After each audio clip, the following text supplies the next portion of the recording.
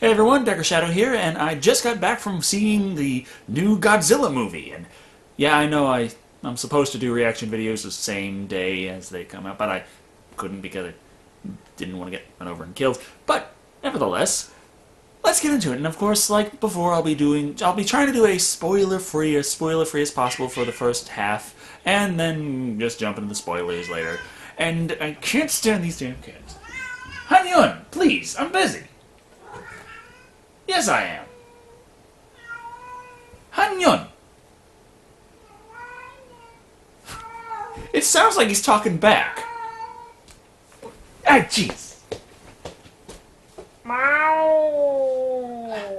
Okay, Han Yun, you want to be part of the video as well? Okay, what did you think of Godzilla?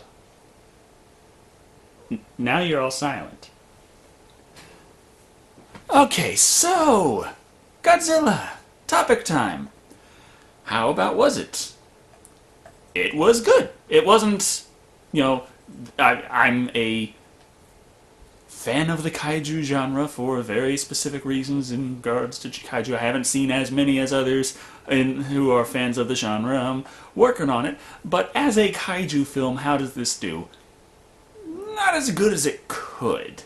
It loses some points. There's a lot of one thing I heard going out, since I got to see it later than most, I ended up hearing what others had to say about it before. I still stayed away from any spoilers, but one of the things that I had heard was that nothing happens until like the 90-minute mark. That's not true. There's shit happening all the time.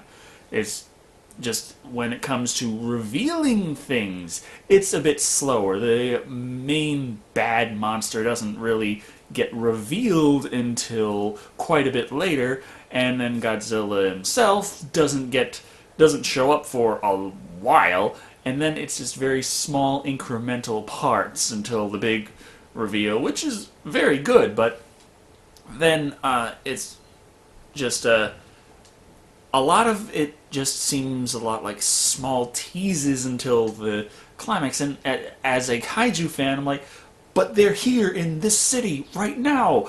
Let's watch them fight. Don't just say they're fighting and cut away, and then we'll get to actually watch them fight during the climax. Let them fight out right now. I want to see them fight. So that was a bit of a low point, in my opinion, there. Overall, it still worked for the pacing of the movie, but as a kaiju fan, you want to see these guys fight. You want to see them smash buildings, and when you know they're doing that, but it cuts away because that's not the focus of the movie right now, and you're like, who cares? Make it the focus of the movie. Cats.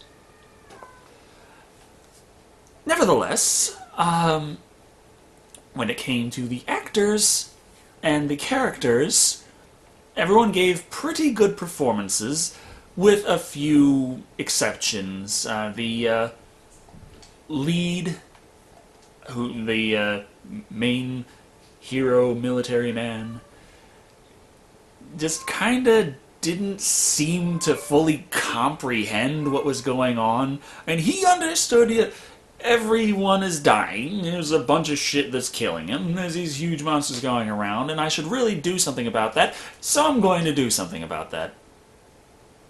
He did the right thing, but he didn't necessarily think about it. He didn't react like you would expect a human being to react. But the lady who played his wife did react a little more human, but she was just, there to be the emotional one. He's doing the right thing, and she's crying at every instance she can get a chance.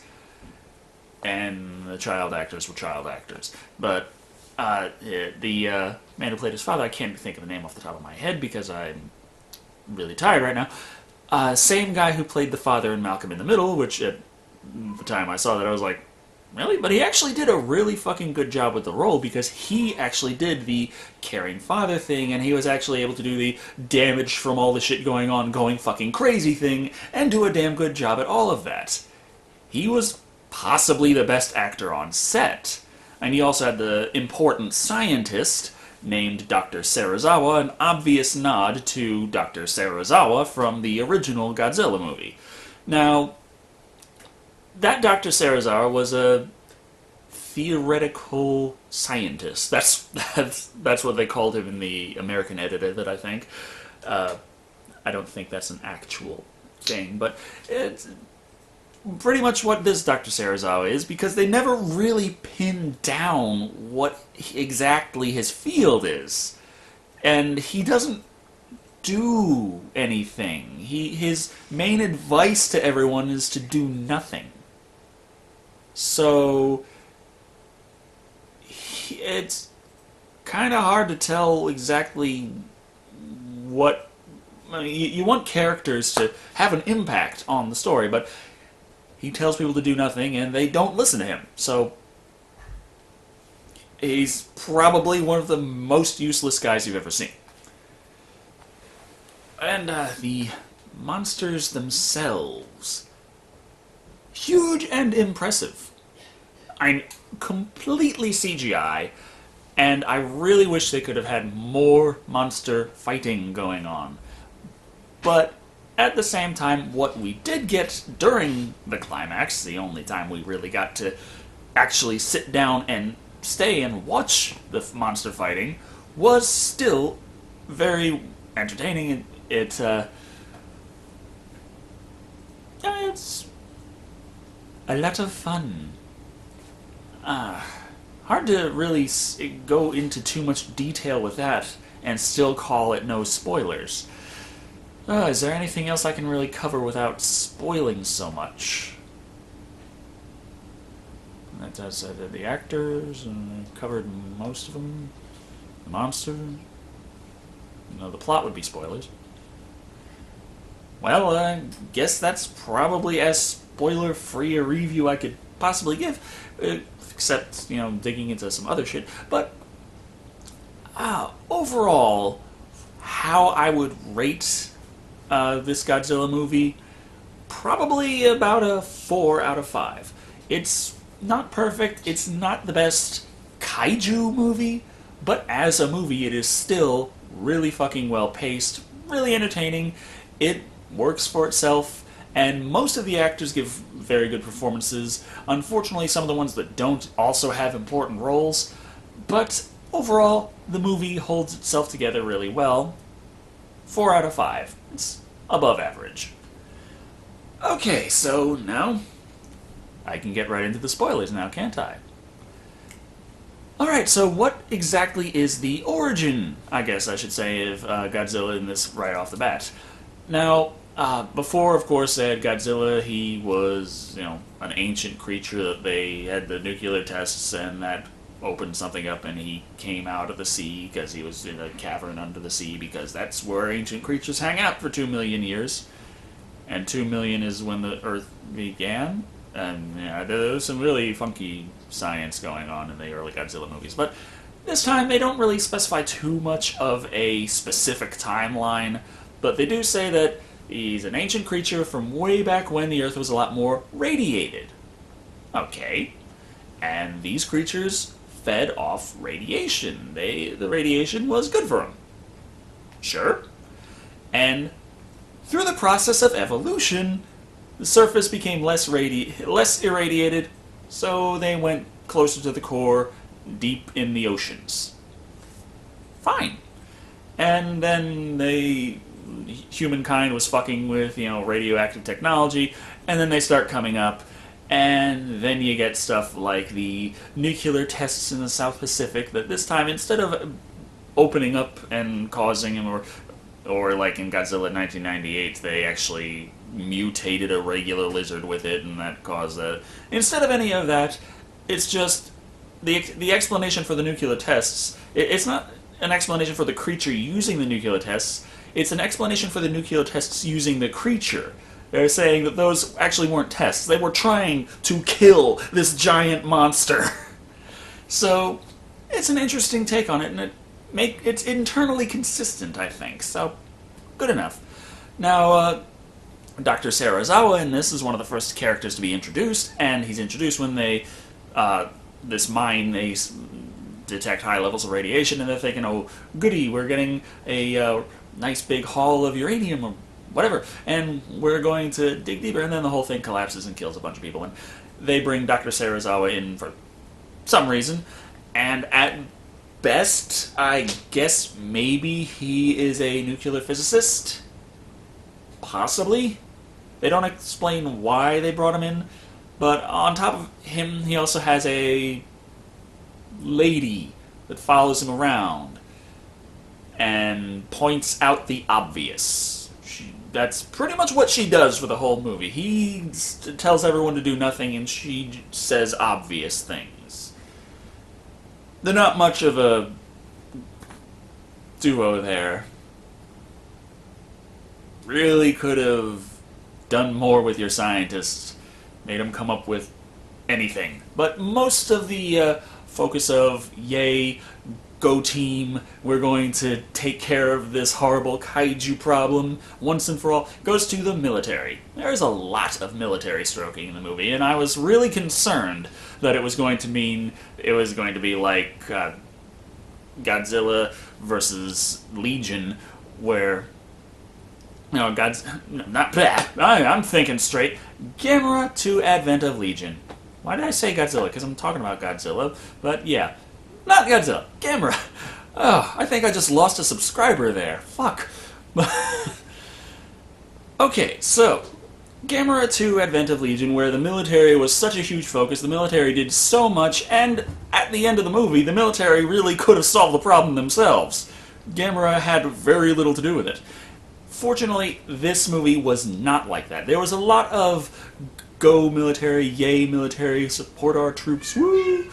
But they were pretty fucking useless against the giant fucking monsters. They could track them, they shot at them, it didn't really do anything. They had some half-assed plans. The military came up with the plans, the scientists just said, please don't do anything. Just let nature take its course. You're a fucking scientist, that's not your job to let nature take its course. Play God! So, yeah, the military comes up with plans, some of them good, some of them bound to fuck up, but with the military, just go, hoorah. And, of course, it's this one main guy, he's the one who's got to do every good thing for the world. And wherever he ends up is where these things happen, because nothing happens if a main character isn't present to witness it. But the path that the kaiju take to go from Japan to America makes a hell of a lot more sense this time than it did in the '98 Godzilla. Because at least they go Philippines, Japan, to Hawaii, to California, Nevada, boom. There you go. You could draw that on a map and it makes kind of sense. As opposed to Japan, New York, and nowhere in between. And, yeah, the monsters themselves, the ones that Godzilla must defeat, I'm told they look kind of like a quasi-Rodan vampire bat, so I guess they're Gyaos? Sort of? I don't know. They walk like bats, only one of them can fly. They have sexual dimorphism. The female is larger than the male, but the male can fly. Really confusing to me. Normally, when you have flying creatures, fuck it. So, yep. You don't have a small, flighted female and a large, bulky, flightless male. You have the opposite. Nevertheless, they wreak havoc, and Godzilla goes and whoops their ass, but not only, does it stop from getting too deep into their fights early on, but there are some sets that really feel like they are completely wasted opportunities. Because at one point, Godzilla and the big fucking monsters, which they don't really name, they call them Oh, what the fuck would they call them? It was something with 4 letters. It was like M-U... Is it M-U-T-O?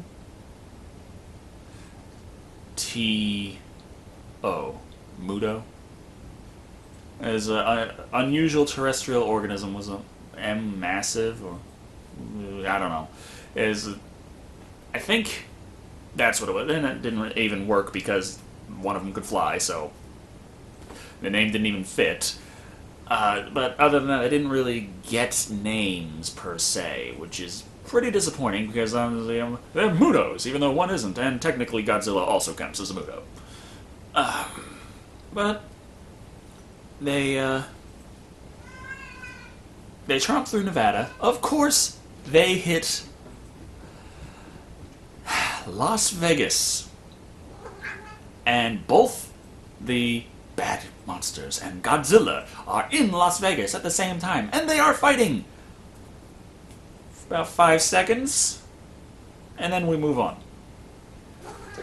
Las Vegas gets destroyed, and we pretty much don't get to see it. Seriously wasted opportunity in the kaiju genre.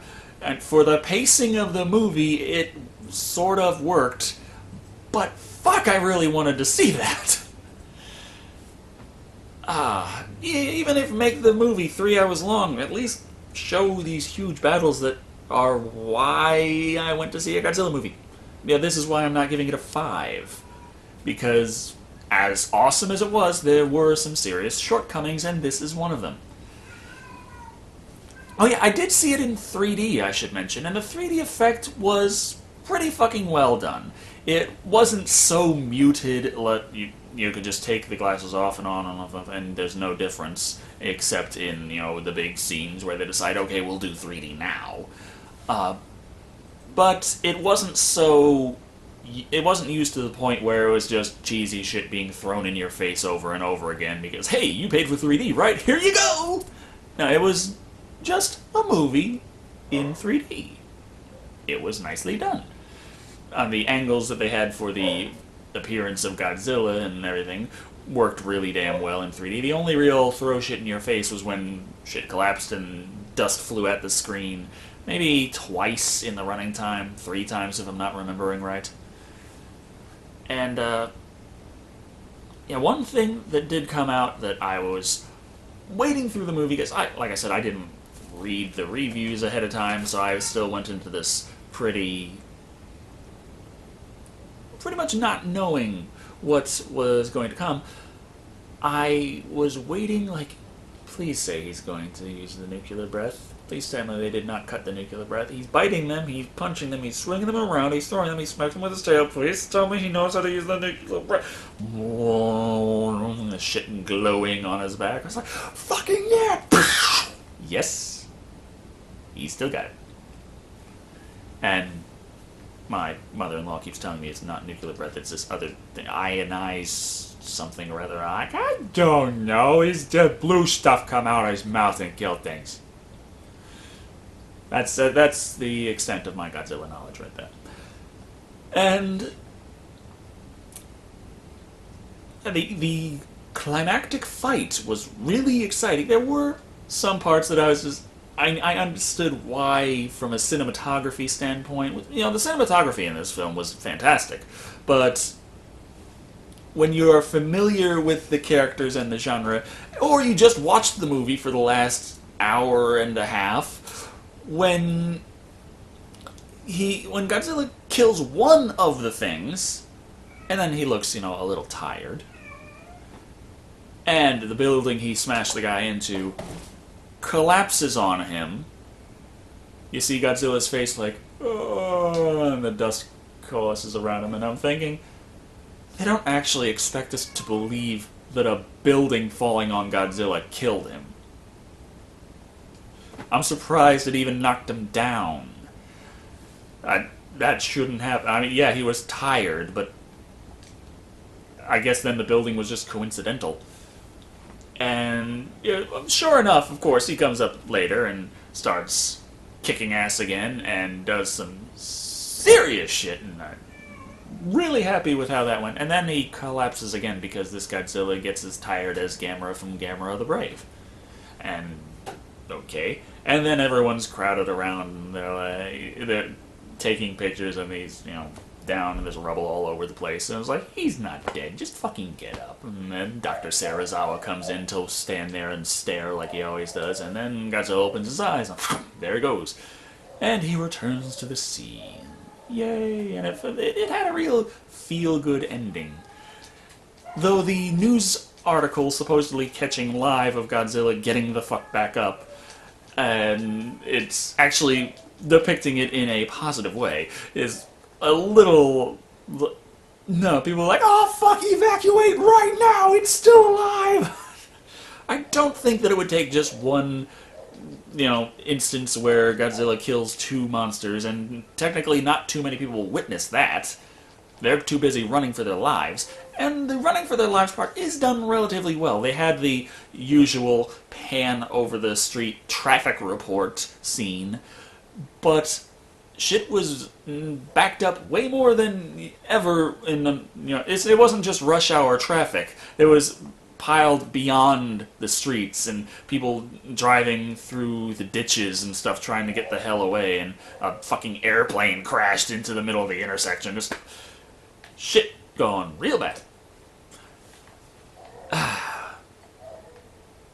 But yeah, I think this has probably gone on for about long enough. I could keep talking, but the dogs are going to keep barking and the cats are going to keep meowing, and it's just going to be really annoying after a while, and people are going to say, hey, Decker, that's great, I'll call you later and we'll talk about it then, but for now I just don't want to hear that shit. So there we go. Overall, I would give it a 4 out of 5. I don't think that I would sway from that later on. I know if I sit down and dissect a movie scene by scene, oftentimes my initial thought of what I will rate it will change, but I don't know. I just know I had a really damn good time, and it's really late. And by the time this gets uploaded, it's going to be probably 2 days too late. Ah, crap. Why can't I just see the midnight showings like everybody else?